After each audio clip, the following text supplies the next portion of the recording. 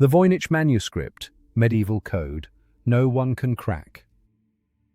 Imagine cradling a slender, leather-bound tome in your hands, its cover cracked with age, its spine worn from centuries of handling. You open it, and the pages seem to pulse beneath your fingertips, as if eager to whisper secrets you cannot understand. This is the Voynich Manuscript, a collection of vellum leaves filled with looping glyphs, uncanny botanical drawings, and celestial charts that refuse to align with any known star map. For more than 600 years, this book has mocked every attempt to decode its language, leaving history's greatest minds grasping at shadows. No name graces its pages, no date marks its origin. Yet in 2009, carbon dating tests pinned its parchment between 1404 and 1438, placing it squarely in the northern Italian Renaissance, the era of Florence's great maestros and the revival of classical wonder. And yet this manuscript stands apart. Its inks and pigments draw from mineral sources across Europe, from the lapis lazuli of Afghanistan to the iron-rich ochres of Spain, hinting that whoever commissioned it commanded vast resources and demanded absolute secrecy. Turn its pages and you enter realms that defy classification. The first section, Herbal, pairs each flowing paragraph with a meticulously drawn plant. Some leaves twist like delicate horns, others splay into fractal patterns that mock any attempt at botanical classification. Scholars have compared these pages to medieval herbals, compendiums meant to guide physicians and apothecaries, but the resemblance is cosmetic at best. Only a handful of the drawn species bear any resemblance to real flora.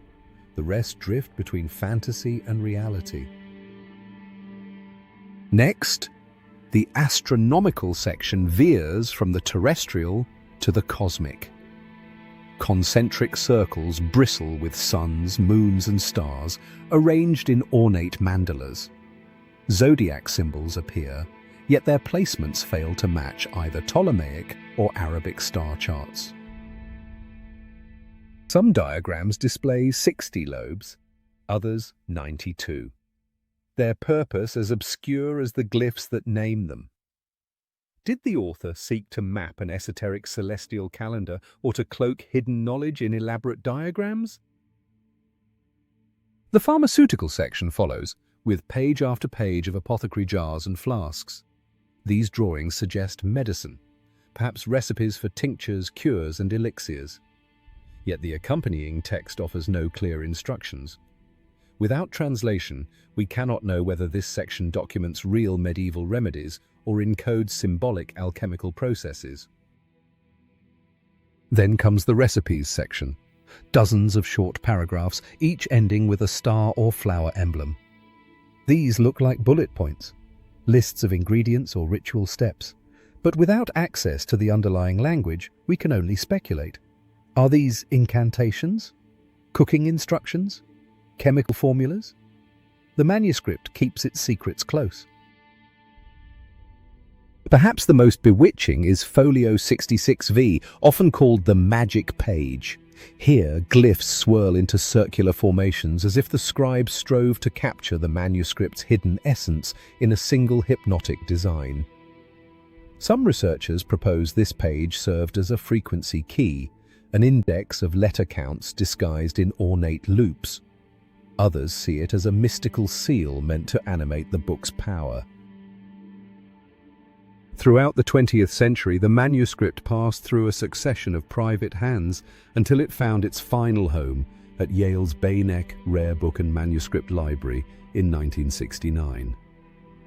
There it rests under climate-controlled glass, visible only to a handful of scholars who hover with magnifiers, ultraviolet lamps, and X-ray spectrometers, hoping to detect faint underdrawings or erased annotations. In 2014, Yale sparked a renaissance by releasing a high-resolution digital facsimile to the world. Suddenly, anyone with an internet connection could explore every brushstroke, Citizen scientists formed online communities, debating letter shapes in public forums.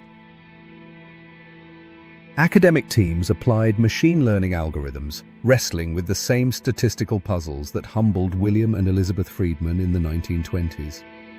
They computed n-gram frequencies, analyzed entropy measures, and tested neural networks. Yet no AI has mustered a single coherent translation. Why have all efforts failed? Because the Voynich's linguistic fingerprint defies natural languages. Certain words appear thousands of times, yet never in consistent contexts.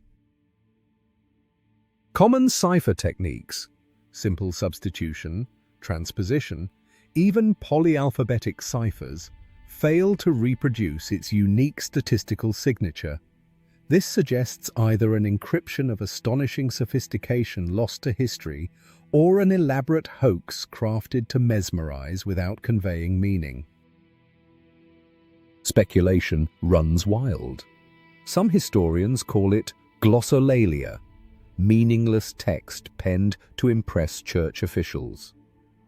Others insist it's a genuine alchemical manual encrypted to protect forbidden knowledge from ecclesiastical censors. A few propose pre-Columbian origins, claiming the glyphs echo a lost Old World language. Fringe theories invoke extraterrestrials, suggesting only an otherworldly mind could conceive such symbols. Every bold theory meets rigorous scrutiny. Proposed decodings often rest on retrofitting modern languages onto medieval patterns, ignoring historical nuances. Statistical reanalyses puncture confident claims, revealing that apparent word patterns frequently arise by chance. The more scholars probe, the more the manuscript slips through their grasp. Yet the Voynich manuscript endures because it resists closure. It stands at the threshold of human knowledge, daring us to cross it. Today, multispectral imaging may unveil hidden layers.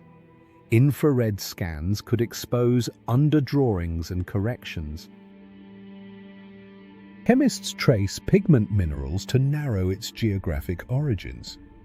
Cryptographers, armed with ever-evolving AI, continue to test new keys, driven by the belief that even the fiercest cipher has its solution. Its greatest lesson is humility. In an age of instant answers and powerful computers, the Voynich manuscript reminds us that some mysteries transcend time and technology.